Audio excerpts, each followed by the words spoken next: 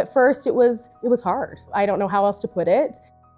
Living in it, living in the moment, having this experience with Sloan, there were days where things felt really hopeless, and we were receiving diagnoses for both Sloan and the future of our life that it seemed like there was a very bleak outlook.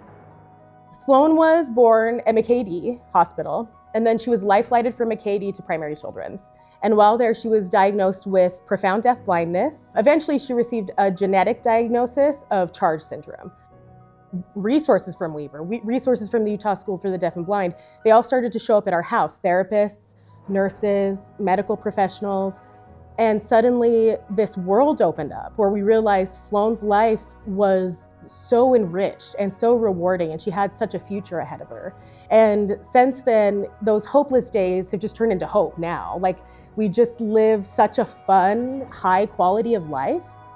I mean, she just loves herself. She loves her school. She loves our community. She's an amazing little person, and I know she's going to grow up to be an amazing adult.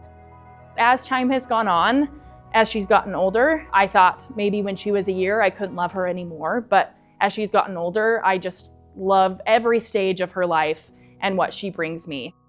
I now am really, really thankful for my degree because it has allowed me to be the breadwinner and the caregiver to my daughter that I need to be today. My mom and dad had just been down visiting, and mom hadn't been feeling well, and she went down for a nap, and then later that day we got the call that she had aspirated in her sleep and unexpectedly died. It was devastating, and it was something that I think we didn't think we were going to survive. On June 2nd of 2020, Aaron, again, unexpectedly died by suicide, which is my late husband, Sloan's dad.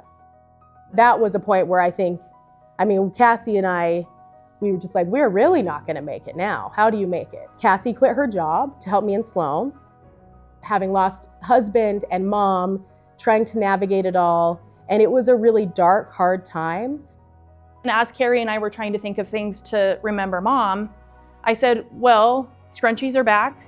They're popular. Why don't we use mom's sewing machine? I'll start sewing the scrunchies, and we can then donate some of the money.